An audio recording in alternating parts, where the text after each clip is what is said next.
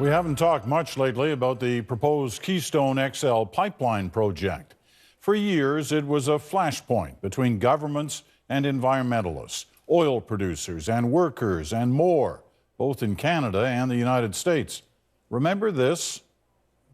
My view is that you don't take no for an answer. Well, Canada got a no in 2015 from Barack Obama, who blocked the project. It was to carry crude oil from Hardisty, Alberta to the Texas Gulf Coast. So now that Donald Trump has brought the project back to life, what does that mean for the Canadian portion of the project?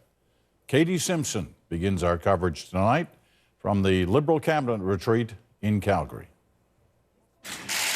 We're going to renegotiate some of the terms, and if they'd like, we'll see if we can get that pipeline built.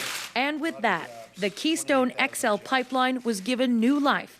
Donald Trump's administration wants the project back on track as quickly as possible, as long as certain conditions to be determined by the president are met. If we're going to do all of these things to expedite these projects that go over or under a piece of, U.S. soil, that the American taxpayers considered in this process. The conditions didn't seem to cause any worry for the Prime Minister and his cabinet. In both the conversations I've had with President Trump now, Keystone XL came up as a topic, and I reiterated my support for the project. We know we can get our resources to market more safely and responsibly while meeting our climate change goals. Despite those conversations, no one gave Canada the heads up Trump was making this announcement today. Still, it is a sign of cooperation with the new U.S. administration. But the opposition wasted no time criticizing the plan over environmental concerns. On Keystone, it's not clear why Justin Trudeau is pushing to revive a pipeline that will export Canadian jobs and has never been properly reviewed. The Environment Minister says there will not be a new environmental review, even though the project was approved nearly 7 years ago. This was a decision that was made by the previous government, and now it's up to the U.S. administration. The next move is up to energy giant TransCanada, which confirmed it will reapply for a permit.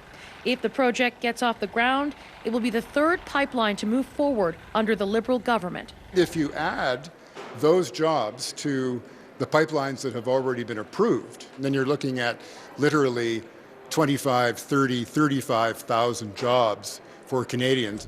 Trump's announcement could turn into an economic win for Trudeau. And after the positive discussion Cabinet had with a top Trump advisor at this retreat, it looks like the new Canada-U.S. relationship is off to a pretty strong start. Katie Simpson, CBC News, Calgary. For a province that has suffered huge blows to its oil industry in recent years, the revival of Keystone XL would have a huge economic impact on Alberta, both in the industry and in spin-off jobs. But some wonder if it will all be too high a cost for the environment. Briar Stewart has that part of the story. And where does Canada fit in all this? The timing could not have been better. Today, a Washington-based consultant spoke to Edmonton's business community. His talk entitled, "The Trump Regime, Can There Be an Alberta Advantage?"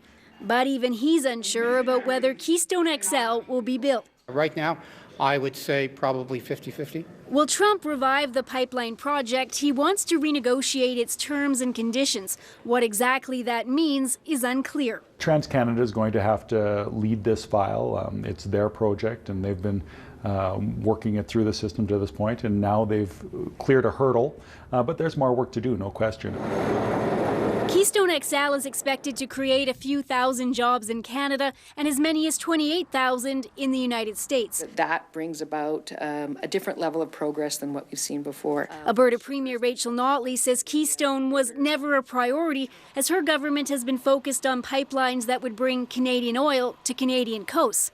But times have changed. We're not at $100 a barrel anymore.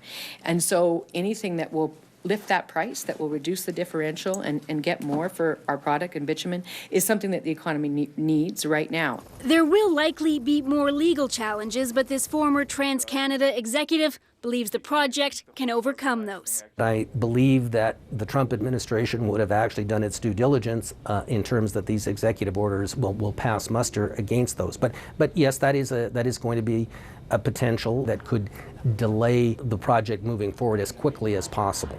Keystone has been a target of fierce protests. This is what democracy looks like. Late today, a few hundred people gathered in front of the White House, and some are wondering just how this new pipeline fits with Canada's environmental goals. It certainly challenges the credibility of what Canada has committed to in terms of reducing greenhouse gas emissions, and Alberta with its climate leadership plan. Alberta's premier insists that Keystone isn't about extracting more oil, but shipping it more efficiently to the U.S. But there is nothing streamlined about this project's fate, considering that it was proposed nearly a decade ago. Briar Stewart, CBC News, Edmonton. As we mentioned, Trump also resurrected the Dakota Access Pipeline project today. It was to be built under a Missouri River reservoir near the Standing Rock Sioux Reservation. Construction was halted in December. The move was a huge victory for hundreds of protesters who had camped on the site for months. At the time, the U.S. federal agency involved said it would explore alternate routes for the pipeline's crossing. The Dakota Access would carry crude oil from North Dakota to Illinois. The bosses of America's big three automakers met the president this morning. The message from the meeting, no surprise, build more cars in the United States. But what it means for Canada's auto industry is less clear. Renee Filipponi has that story. It was all about America first and bringing jobs back to the U.S. as President Trump sat down with auto industry execs. I want to just thank you all for being here. He suggested ways to encourage U.S. investment, including easing environmental regulations. He is very focused on policies that will grow investment and jobs. Also on the table, plans to renegotiate NAFTA and talk of tariffs. And that raises obvious concerns here. What does Buy American mean for the Canadian auto industry? That says that you want everything back in the States, so what does that do for us? It's just more adversity for us. The lack of clarity from the U.S. isn't making it any easier to predict consequences, but history can serve as a lesson. The U.S. did introduce a Buy America program in the aftermath of the 2008-9 recession, and that did have a deleterious or negative effect on the Canadian economy, including job losses. The Canada-U.S. auto industries are highly integrated and have been that way for decades. Manufacturers here say any tariff would hurt everyone. Adding 20% every time it crosses, which on average for an auto part is 6 or 7 times, adds a ridiculous amount of cost. Auto companies have already committed more than $1.5 billion for Canadian investment during the latest union negotiations. The question now, will that level of commitment continue? Well, I'm not as concerned about it as others. The union believes Trump's focus will not be on Canada, but Mexico and Asia. And that's because of cheap labor there and the fact they sell more cars to the U.S. than they buy. We really do have balanced trade with the United States. We build more cars in Canada than we sell, but the majority of the parts come from the United States. An aluminum prototype mold that we're building for Jeep. For this Windsor area parts maker, the most important thing when talking about the future of the auto industry here is Canada an ally or an enemy in Trump's eyes? I would tell him that the Canadian economy also sacrificed alongside the U.S. economy. So that puts us in the same category as ally.